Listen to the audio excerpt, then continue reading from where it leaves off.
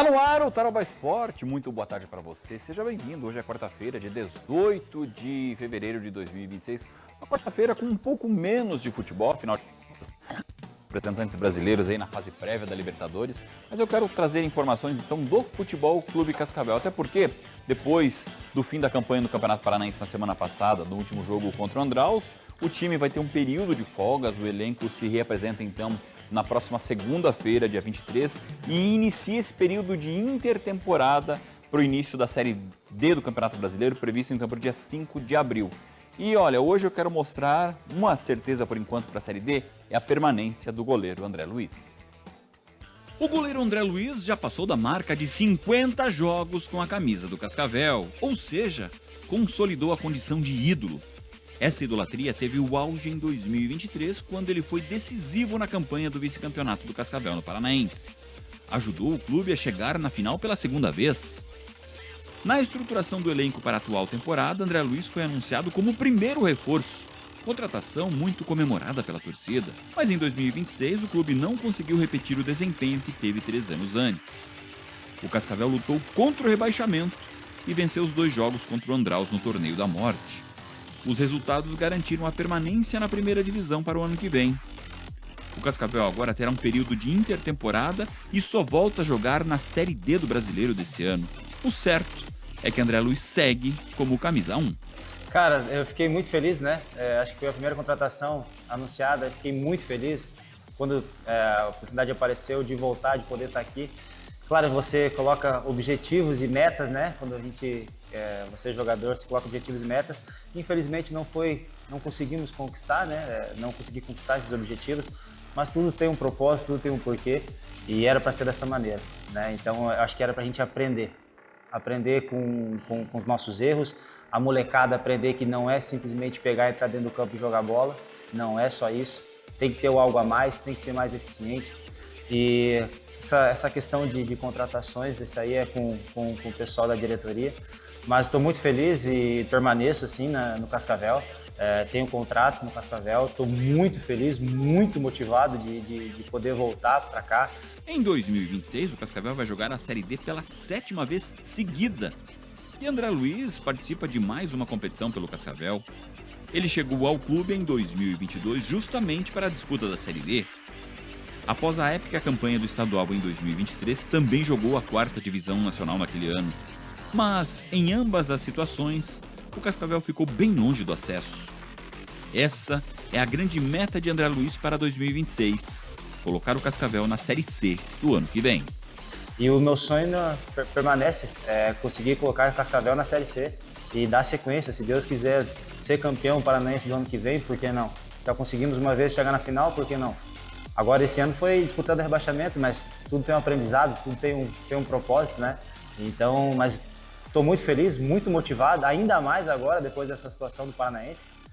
Me deixou mais motivado, me deixou mais alerta. Vou trabalhar mais, vou me esforçar mais, me dedicar mais, porque faltou algo a mais, faltou um pouquinho. E eu me coloco nisso. Talvez, se eu pudesse te ajudar de uma maneira diferente, por que não? Então, vou me dedicar mais para que, se Deus quiser, agora na Série D a gente possa conquistar essa vaga, né? E esse tão sonhado acesso. André Luiz, excelente goleiro, baita profissional e também um cara sensacional, pessoa nota 10, então. Torcida do Cascavel agradece a permanência dele então para a temporada de 2026 para a disputa da Série D. Já que estamos falando de Série D, ela vai passar por uma transformação agora em 2026 com uma nova formatação. Nós preparamos aqui, a produção do Tarobá Esporte preparou um pouquinho informações para você entender como é que vai ser a disputa da Série D. Então são os 4 paranaenses na disputa, o Cascavel que volta a disputar a competição por ter chegado na segunda fase da Série D do ano passado, além do Cascavel, Cianorte, São Joséense e Azures, que garantiram vagas via Campeonato Paranaense. Então, o início da Série D 5 de abril, com a previsão de término para o dia 13 de setembro. E como eu disse, a Série D, então, que tinha 64 equipes, agora passa a ter 96 clubes que vão ser divididos em 16 chaves de 6 equipes. Ou seja, a primeira fase continua sendo disputada em jogos de ida e volta, com os 4 melhores de cada grupo, então avançando para a segunda fase, o mata-mata da Série D, que vai ficar um pouquinho mais longo. A segunda fase, então, tem 32 confrontos, com a presença de 64 equipes, uma fase de mata-mata a mais em relação aos anos anteriores. Terceira fase, então, com 16 confrontos, presença de 32 equipes. Nas oitavas de final, vão restar, então, 16 times para 8 confrontos. Nas quartas de final, são 4 confrontos com os 8 classificados para as quartas de final. Aqui tem um detalhe interessante em termos de Série D. Os 4 semifinalistas, naturalmente, já avançam para a Série C do ano que vem. São os times que garantem a vaga. No entanto, a nossa última tela vai explicar isso. Os times que forem eliminados nas quartas de final, ou seja, os 4 que caírem nas quartas, eles vão formar 2 confrontos de mata-mata e que vão definir mais 2 vagas para a Série C do ano que vem. Ou seja, a Série D desse ano vai ter 6 acessos. 6 times vão subir para a Série C.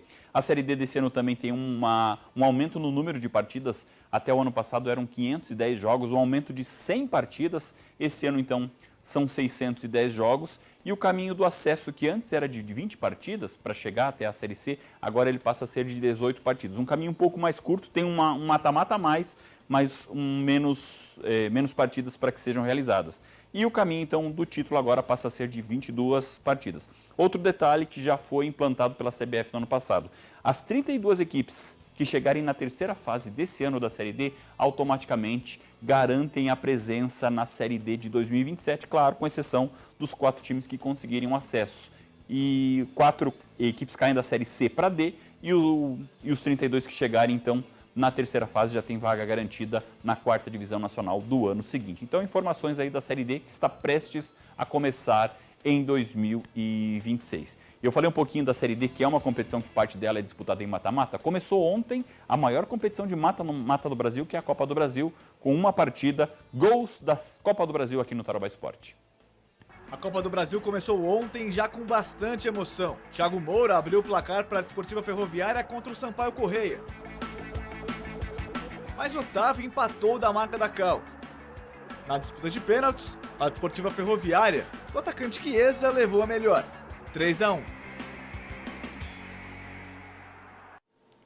Olha, para você que assiste o Tarobá Esporte, ainda falando de Copa do Brasil, e o meu time? E o meu time joga quanto? Calma, gente, calma. Na Copa do Brasil esse ano, a exemplo das mudanças que a gente mostrou aqui na Série D do Campeonato Brasileiro, a Copa do Brasil também teve uma mudança de formatação maior, 126 equipes, só que nessa primeira fase são os times desconhecidos. São 14 confrontos, ou seja, envolvendo 28 equipes, e eles disputam em partida única para que sejam classificados para a segunda fase. Aí, a partir da semana que vem, tem o ingresso dos times paranaenses, como nós falamos ontem no Tarobá Esporte, e as 20 equipes que hoje fazem parte da Série A do Campeonato Brasileiro, elas só vão ingressar na Copa do Brasil lá na 5ª fase. A partir daí, a Copa do Brasil passa a ter jogos de ida e volta, com exceção da final. A final desse ano vai ser em partida única e vai encerrar o calendário do futebol brasileiro em 2026, uma Copa do Brasil que ficou ainda maior, com a presença de 126 equipes. Gente, depois do intervalo eu quero falar de Libertadores da América, porque a competição continental começa para os brasileiros hoje.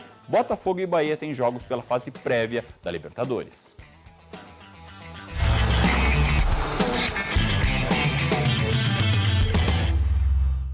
Estamos de volta com o Tarobá Esporte. Vou deixar uma seguradinha no futebol, que eu quero falar agora de jiu-jitsu. Uma reportagem que nós fizemos aí com o Adriano Antunes. Ele nos visitou aqui na Tarobá para falar da ampliação do currículo dele, inclusive com competição internacional no fim do ano passado.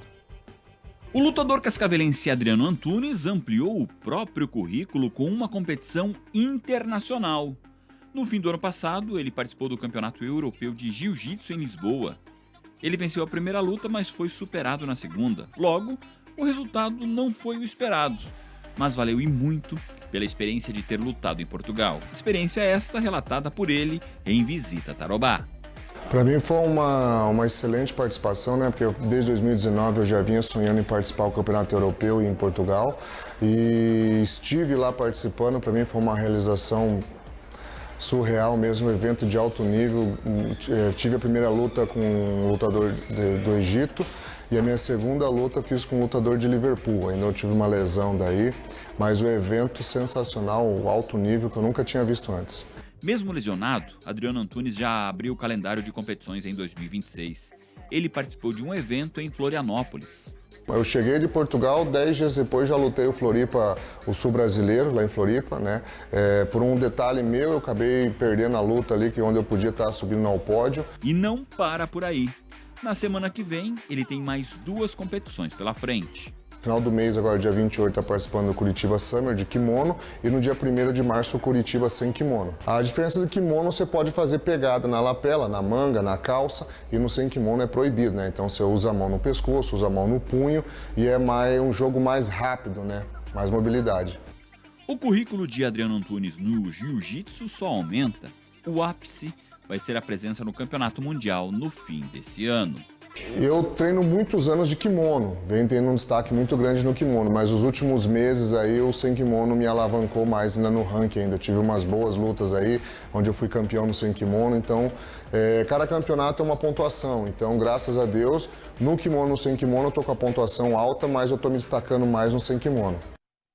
Aí, palavras do Adriano Antunes. Para fechar o Tarobá Esporte de hoje, lembrando que começa então a Libertadores da América para os times brasileiros, com 2 deles envolvidos na fase prévia. São equipes que buscam vaga na fase de grupos da Libertadores da América. O primeiro a jogar é o Bahia, que joga contra o O'Higgins do Chile hoje, 7 da noite. E o Botafogo tem um compromisso às 9h30 contra o Nacional Potosí da Bolívia. Esse jogo às 9h30 da noite, são partidas de ida. Semana que vem tem as partidas de volta. E tanto o Bahia quanto o Botafogo precisam passar por mais uma fase eliminatória antes de chegar na fase de grupo. São os brasileiros já garantidos na fase de grupo: o Flamengo, que é o atual campeão da Libertadores, o Palmeiras, o Cruzeiro, o Mirassol, o Fluminense e o Corinthians, ou seja, a Libertadores de 2026 pode ter até 8 brasileiros na fase de grupos desse ano. Essas imagens são da derrota do Botafogo para o Flamengo. Flamengo que joga amanhã contra o Lanús da Argentina, jogo de ida da Recopa Sul-Americana. E assim, colocamos um ponto final no Tarobá Esporte dessa quarta-feira. Passa aqui a bola para o Zé Luiz, o nosso Batatinha, porque vem aí o programa Tempo Quente. Amanhã eu volto, 12h45. Ótima tarde para você.